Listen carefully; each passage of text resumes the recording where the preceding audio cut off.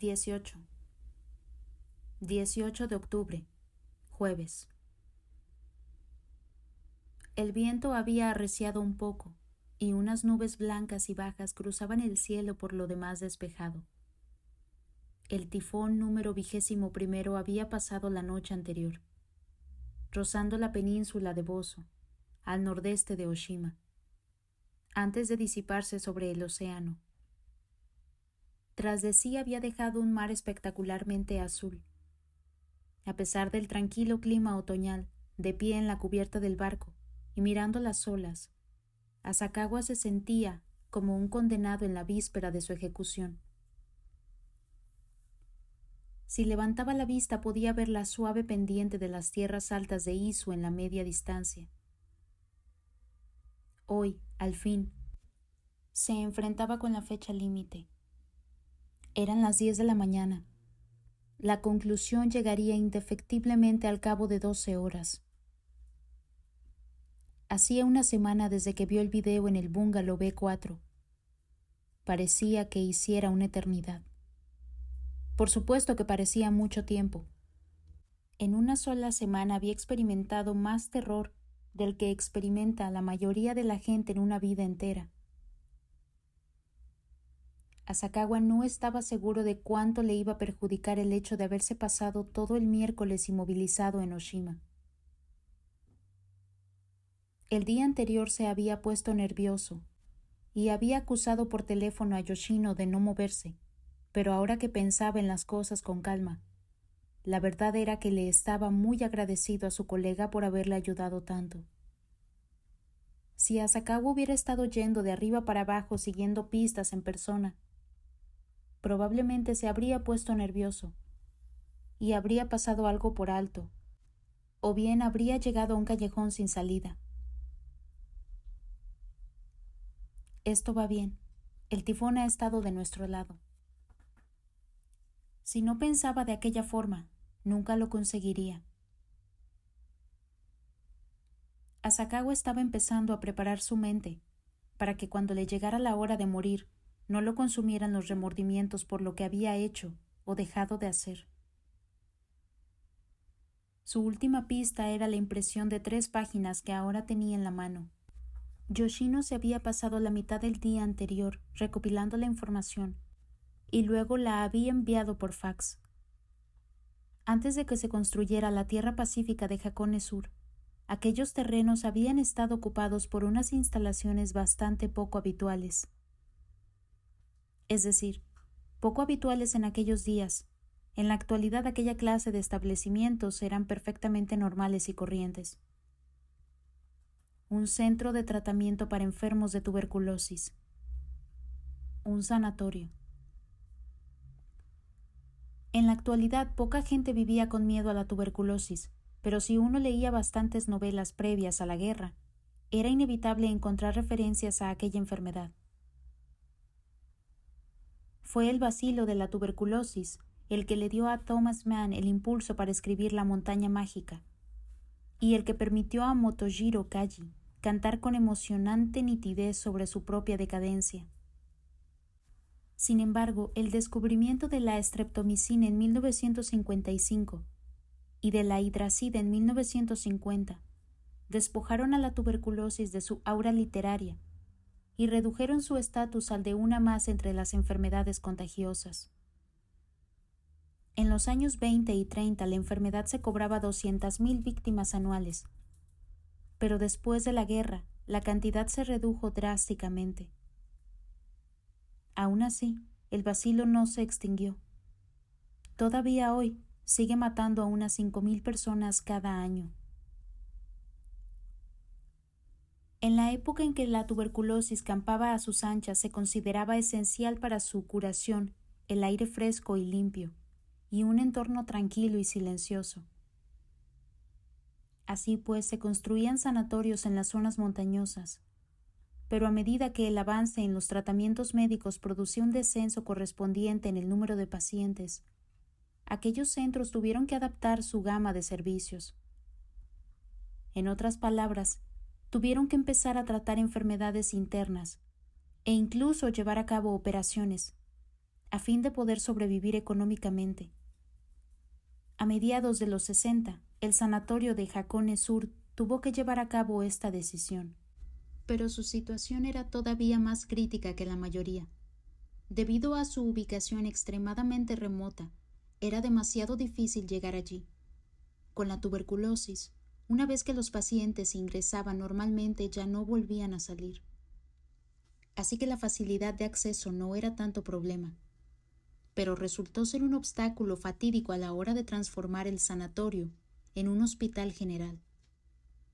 El sanatorio terminó cerrando en 1972.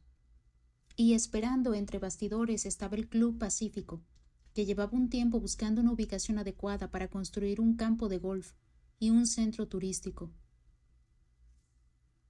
En 1975, el Club Pacífico compró una sección de terrenos alpinos que incluían los viejos terrenos del sanatorio, e inmediatamente se puso a desarrollar su campo de golf. Más adelante construyeron casas de veraneo para venderlas, un hotel, una piscina, un club atlético y pistas de tenis. Toda la línea de instalaciones de un centro turístico. Y en abril del año presente, hacía 6 meses, habían acabado de tener lista la ciudad de los chalets. ¿Y qué clase de sitio es? Se suponía que Ryuji tenía que estar en la cubierta, pero de pronto apareció en el asiento contiguo al de Asakawa. ¿Qué? La tierra pacífica de Hakone Sur. ¿Qué va a hacer? Es verdad, él nunca ha estado allí. Por las noches tiene buena vista. Asakawa recordó la atmósfera curiosamente carente de vida, las pelotas de tenis con su eco hueco bajo las luces de color naranja. ¿Y de dónde viene esa atmósfera? Me pregunto cuánta gente murió allí cuando era un sanatorio. Asakawa sopesó aquello mientras recordaba cómo las hermosas luces vespertinas de Numazu y Mishima se habían extendido a sus pies. Asakawa puso la primera página de la impresión al final y se colocó las otras 2 sobre el regazo. La segunda página era un diagrama muy simple que mostraba la disposición de los terrenos del sanatorio. La tercera mostraba el edificio tal como era hoy. Un elegante edificio de 3 pisos que contenía un centro de información y un restaurante. Aquel era el edificio donde Asakawa había entrado para preguntar cómo se iba hasta la ciudad de los chalets. Asakawa miró alternativamente ambas páginas. Entre las 2 encarnaban el paso de casi 30 años. Si no fuera por el hecho de que la carretera de acceso estaba en el mismo sitio, no habría tenido ni idea de qué cosas en un mapa correspondían a qué cosas en el otro. Reconstruyendo mentalmente la disposición tal como la conocía, miró la segunda página e intentó averiguar qué había habido originalmente donde ahora estaban los búngalos. No podía estar seguro del todo, pero al poner una página encima de la otra daba la impresión de que antes allí no había habido nada. Nada más que los bosques frondosos que cubrían el lado de un valle. Regresó a la primera página. Contenía un dato muy importante. Además de la historia de la transformación del sanatorio en centro turístico, Jotaro Nagao, de 57 años, doctor en medicina general y pediatra, con consulta privada en Atami. Durante 5 años, entre 1962 y 1967, Nagao había trabajado en el sanatorio de Hakone Sur. Por entonces era joven, y aquello formaba parte de sus prácticas.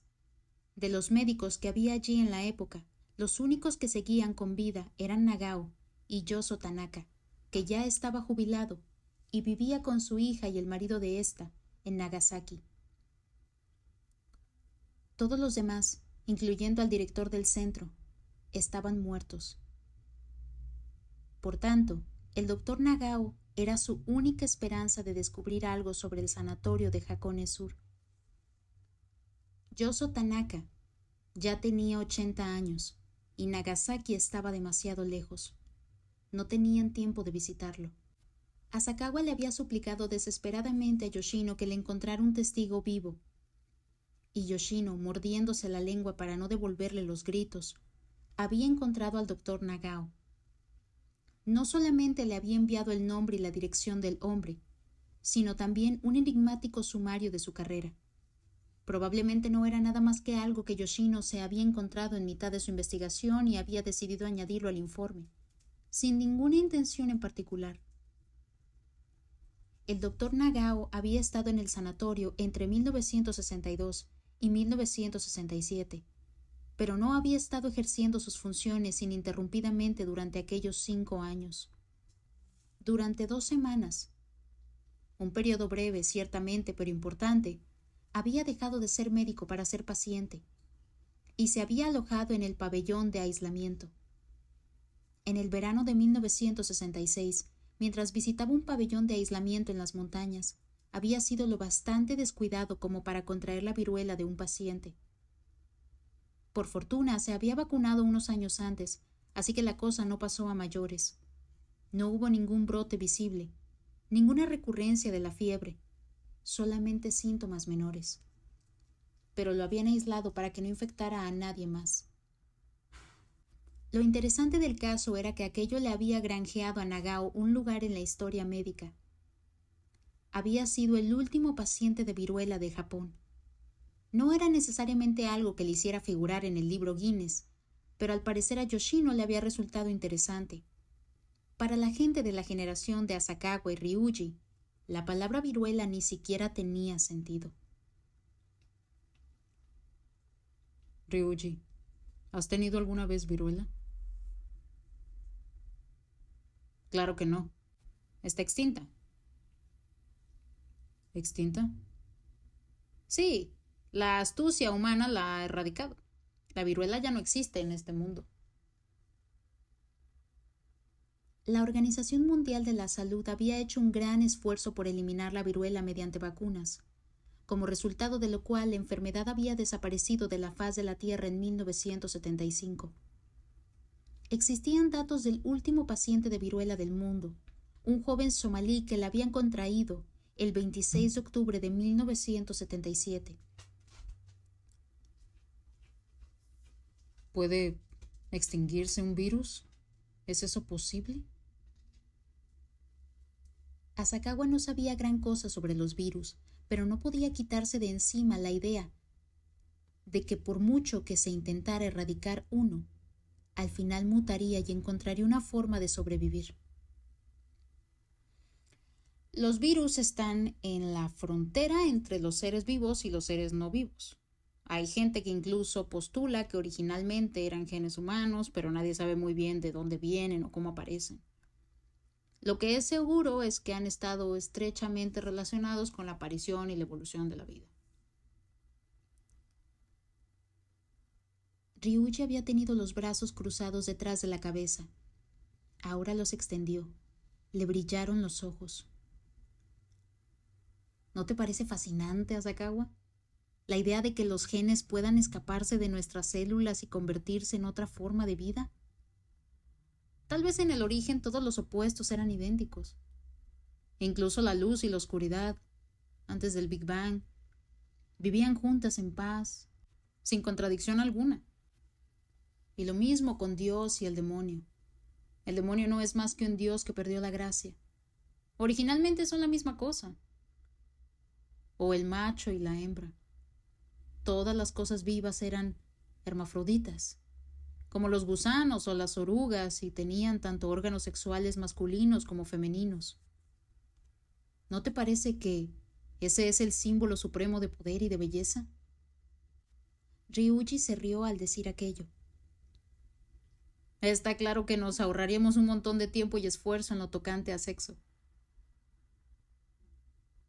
Asakawa miró a Ryuji a la cara para ver qué era tan gracioso. ¿Y hay otros virus extintos también? Caramba, si tanto te interesa, te sugiero que lo mires cuando regreses a Tokio. Si es que regreso. No te preocupes, regresarás. En aquel momento el barco de alta velocidad en el que viajaban estaba exactamente a medio camino del trayecto entre Oshima e Ito, en la península de Izu. Podrían haber regresado más deprisa a Tokio en avión, pero querían visitar al doctor Nagao en Atami, así que habían tomado la ruta marítima. Delante de ellos podían ver la rueda gigante del Korakuen de Atami. Llegaban con puntualidad total a las 10:50 horas. Asakawa bajó por la pasarela y corrió hacia el aparcamiento donde habían dejado el coche de alquiler. Cálmate, ¿quieres? Ryuji lo siguió con paso tranquilo. La clínica de Nagao estaba cerca de la estación de Kinojima, en la línea Ito, muy cerca de donde estaban. Asakawa observó con impaciencia cómo Ryuji subía al coche, y luego se dirigió sin demora al laberinto de colinas y calles unidireccionales de Atami. Inmediatamente después de acomodarse en el coche, Ryuji dijo con cara perfectamente seria: Oye, estaba pensando, tal vez el diablo esté detrás de todo esto. Asakawa estaba demasiado ocupado mirando las señas de tráfico para contestar. Ryuji continuó: El diablo siempre aparece en el mundo bajo formas distintas. ¿Conoces la peste bubónica que asoló Europa en la segunda mitad del siglo XIII? Murió la mitad de la población total. ¿Te lo puedes creer?